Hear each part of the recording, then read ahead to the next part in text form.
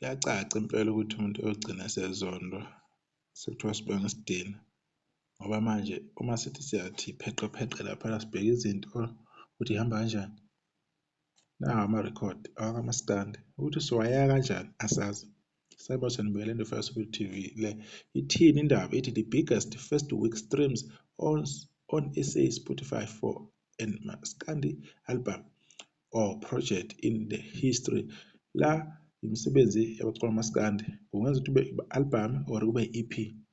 So kuhlanganiswe yonke-ke into.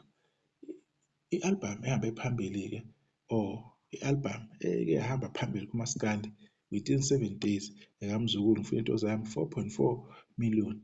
Kulandela uKhuzani the new entry ngo 3.6 million ukuthi yena-ke after 7 days ahlanganiseke ama-streams amangaka. Number 3 Khuzani 2.2 million awenza last year. Number 4 Smirnoff Rush Hour 1.6 million nawo futhi awenza last year. Falabo number 5 into engidinayo uyenze kuyo-ke lo nyaka naye kule nyaka November futhi usanda kwenza. 6 Sigade Umzila Mthandeni 1.3 million naye wenze last year Mthandeni kuyophela unyaka. Number 7 iFrance City EP kaMthandeni yasha 1.3 million. Ingoma eziwu4 njalo lezi ezenza konke lo mlandelo ku-SK naye ukhona kwi-top 10 kabili-ke naye njengoKhuzani.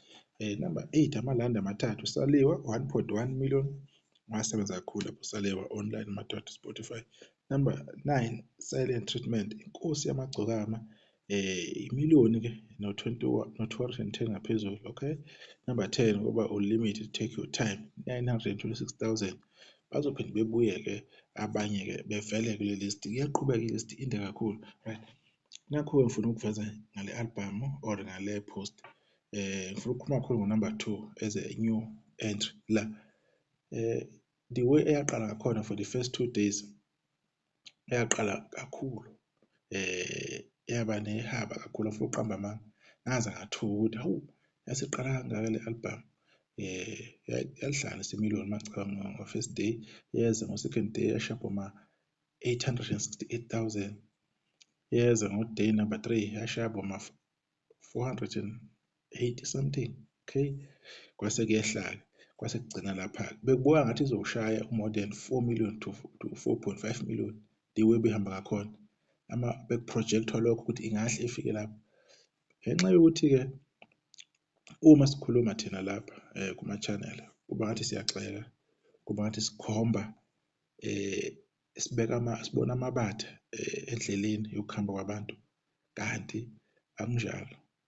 uKhuzani umsebenzi wakhe unyaka nonyaka uba ne-issue ayi-1 ukuthi ufike usebenze kanzima for the first 3 days nangosuku lwesi-4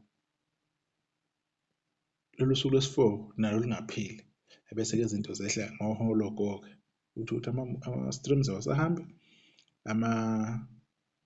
ama-views ku-YouTube awasahambi, ukuthi manje-ke sebeyatebula abantu.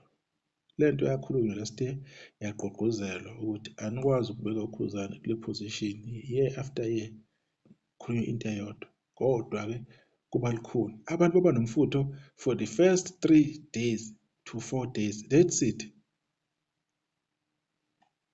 Sebeyayiphumela abantu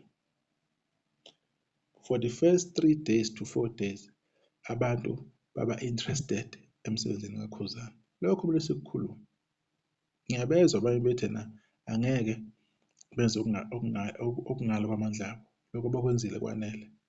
Yes, kwanele enikwenzile but bapha abanye abantu. Ngathi kuhlale kukhulunywa kuthiwa uKhuzani nabalandeli abaningi, kuhlale kukhulunywa ukuthi makuvota or makwenzakalani uKhuzani ebemhlula. So uma i-album siyohlala so 7 days, where are those people? That is my worry. Mina angazi ukuthi inkinga iba kuphi, and lonto leyo yenza ukuthi kwehle ama-monthly listeners, ehle kabuhlungu ama-monthly listeners. Can you imagine umculo njengoKhuzani ama-monthly listeners ehle aze afike ku-248,000 umculo ongaka beyithula abantu beshada ababoni because phela abamlandelayo uKhuzani ibona kuqala ukumele bedlala umusic wakhe. So where are those people? Lokho engikukhulumayo akusikhona ukuxela. Khuzani could have easily go to make 4.5 million or more ama-streams ngale album yakhe, but that it didn't happen because kunabantu abaziyo ukuthi bona bafika nje ngaleso sikhashana esincane beyiphumele. These are the same people abazodlala uMzukulu, bedlala uSminoff, people abathi bona basapota uKhuzani. I don't know ukuthi uKhuzani bamsapota ngoba it was inconvenience for bona ukuthi besapota uKhuzani bese beyabonakala, bathi bona hlahle bayithandela lento abayithandayo, because kubuka ngathi kuhlale kuphaka abanye abantu except uKhuzani. Ngiyazibuza ukuthi le nyanga izophela injani, i-30 days i-album kaKhuzani izophela injani, because the album ine-potential enkulu kabi.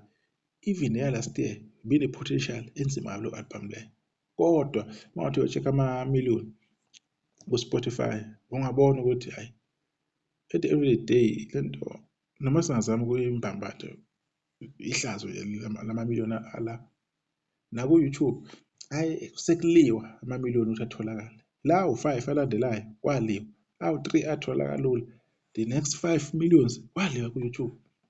Why is like that? Why kumele kube njalo emsebenzini omuhle kangaka uKhuzani kumele awenze? Yilokho abantu kuzomele beyibuze khona, yilokho abantu kuzomele beyihlole bona enhliziyweni yabo ukuthi ikuphi bakufuna ngoKhuzani. Bafuna ukuthi kube umuntu ohlale elida ngaso sonke isikhathi, or bafuna kube umuntu ngokuhamba kwesikhathi enze ihlaya. Umuntu ichoice yakhe ekuyena, uyena umuntu unembeza wakhe ozaziyo ukuthi yena ufuna kwenzakaleni. Mahle lama-streams lawa 3.6 million adlula last year, wonderful stuff, but igiye okuqalwe ngalo alimeji nangendlela othe sekuphela iviki ama-streams esengakhona, cha akumeji nakancane. Kodwa-ke lokho-ke kukunina-ke nina abantu ukuthi nifuna-ke uqhubeka kanjani, umsebenzi kaKhuzani ube njani laphana online. Siyajabula ukwabona ama-record la enzakalayo uma esaqala i-album, impela cha mahle impela, but i-continuation is very very poor. Lokho kungakusho ungangi-understand lokho because akanandaba nani nalento engiyishoyo about Khuzani. Unendaba yena ukuthi yena sidlalile nje, but one day lento engiyishoyo noyibona. Hopefully nizongi-prove wrong this time around ukuthi kuphela 30 days kube sekunezinto ezenzakalile emsebenzini kaKhuzani. Ngiyabonga, niselenhle.